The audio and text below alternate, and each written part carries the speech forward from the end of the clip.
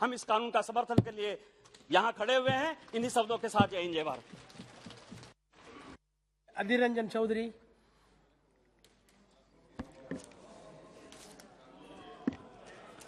Sir, I rise to vehemently oppose the bill under the nomenclature of Criminal Procedure Identification Bill 2022 because in my view, this legislative document is nothing but offering a carte blanche to the police officials to collect samples according to their whims and fancies. So this bill is fraught with the danger of serious infringement upon the territory of freedom, individual right and civil liberties. Everybody must understand the tone and tenure of this legislative document. See, हम लोग यहाँ चौक और चीज एक साथ नहीं कर सकते। ओजोन के साथ भोजन करना चाहिए। मैं शुरू में ये सलाह देना चाहते हैं सरकार को कि मोदी जी से लेकर अमित शाह जी के लेकर मैं अधीर चौधरी साहब के खिलाफ कभी ना कभी केस दर्ज हुआ था। तो शुरू कीजिए हम सबको ये डीएनए, ये बायोलॉजिकल जो तरह तरह की यहाँ जो प्रोफाइलिंग करने की जो सलाह दिया गया है, ये सारे सलाह हम खुद शुरू करें। जैसे कि कोरोना, हम स्पीकर की नेतृत्व में कोरोना वैक्सीन शुरू किया था। यहाँ भी है प्रधानमंत्री से लेकर होम मिनिस्टर से लेकर अधीर चौधरी से लेकर सब, क्योंकि हम सब के खिलाफ कभी ना कभी कहीं ना कहीं केस दर्ज हुआ था, क्योंकि हम पॉलिटिक्स में बिलोंग करते हैं। तो क्यों ना हम शुरू करें, charity should begin at home. चलिए हम शुरू करते हैं, फिर दूसरों को हम दूसरों को सलाह देंगे, क्योंकि जब शुरू होंगे तो चलो सब मिलकर करें। क्यों हम हिंदुस्तान के आम नागरिकों को ये सिटीजनरी प्रोफाइलिंग कर रहे हैं? ये और कुछ नहीं, हिंदुस्तान की सब लोगों को सिटीजनरी प्रोफाइलिंग की ये चक्कर है। मैं इसलिए कहते कि ओजोन से ज्यादा भोजन कर रहे हैं, इसलिए कि अभी भी हमारे देश में जो फोरेंसिक लेबोरेटरी है, यहाँ हम कितने फोरेंसिक करते हैं बताइए। कोर्ट में रोजाना हमें फटकार लेना पड़ता, कोर्ट रोजाना हमें फटकार देते हैं कि लेबोरेटरी की रिपोर्ट कहाँ गया, हम नहीं दे सकते। आप यहाँ अमेरिका की बात करते हैं, यूके की बात करते हैं, यहाँ तो हिंदुस्तान से ज्यादा बाहर की बात करते हैं। तो मैं अमेरिका की बात करते हैं। अमेरिका में डीएनए इंडेक्सिंग के लिए जो स्टोरेज की एक्सेस है, जो स्टोरेज की फैसिलिटी है, ये बिल में नहीं है, हमारा देश में नहीं है। तो डीएनए इंडेक्सिंग की स्टोरेज की एक्सेस क्या है, ये बिल में कहां ये प्रावधान है बताइए।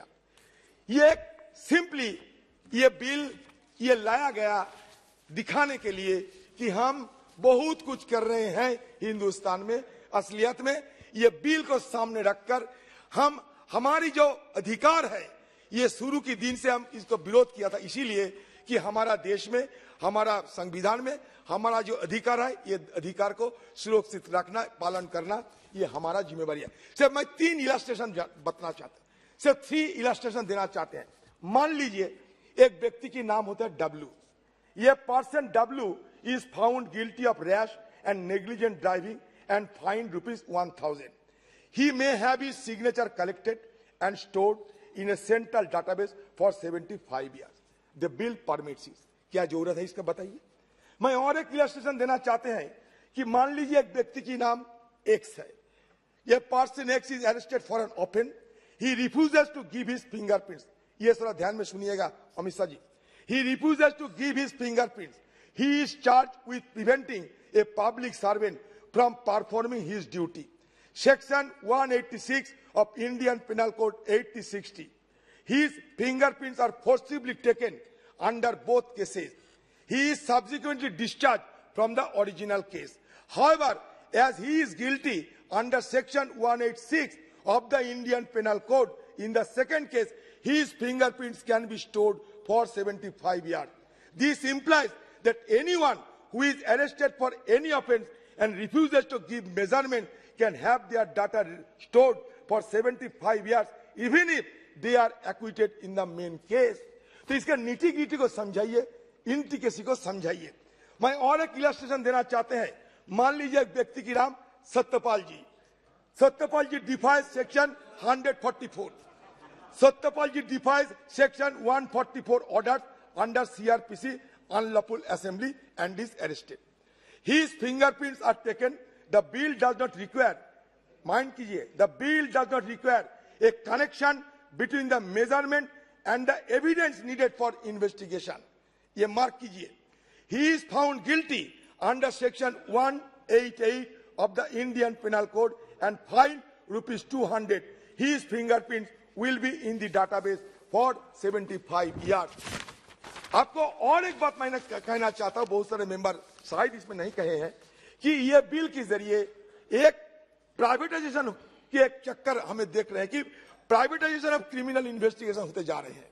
क्योंकि मैं ये भी बताता हूं, क्लॉज, अब देखिए clause 4 sub clause 3, empower state governments and UTs to notify an appropriate agency to collect, preserve and share sensitive personal information of citizens.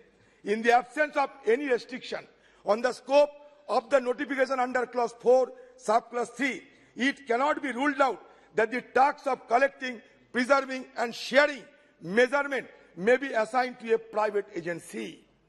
This would amount to delegation of the sovereign function to conduct criminal investigation and collect evidence for the same, which in turn has implication for the state's obligation to administer justice. Since unguided delegation of a sovereign function to a private and unregulated agency is legally impermissible.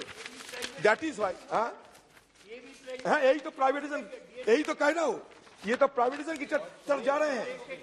And up करो. हाँ sir, हो गया. Sir मैं और एक बात कहना चाहता हूं कि ये सारे जो आप पुलिस वालों की बात करते हैं ना, जिन्होंने सैंपल कलेक्शन करेगा, इनका कोई स्किल है, इनका ट्रेनिंग है, इनका कोई जानकारी है, इसका ट्रेनिंग फैसिलिटी क्या है, कुछ नहीं है, फिर ऊपर से ला रहे हैं. इसलिए मैं कह रहा हूं कि ये बिल को लेकर आप ओजोन से ज्यादा भोजन कर रहे हैं. मैं चाहता हूं ये बिल को स्टैंडिंग कमेटी में प्रेरण किया जाए, स्टैंडिंग कमेटी में भेजिए और इसको और ढंग से छानबीन करते, स्क्रूटिनी करते हुए हम दोबारा इस पर चर्चा करेंगे. इसमें कोई जल्दबाजी करना नहीं चाहिए. जल्दबाजी में हड़बड़ी में गड़बड़ी होने का संभावना होते हैं, तो हड़बड़ी मत कीजिए क्योंकि गड़बड़ी हो जाएंगे. नमस्कार. माननीय मंत्री जी.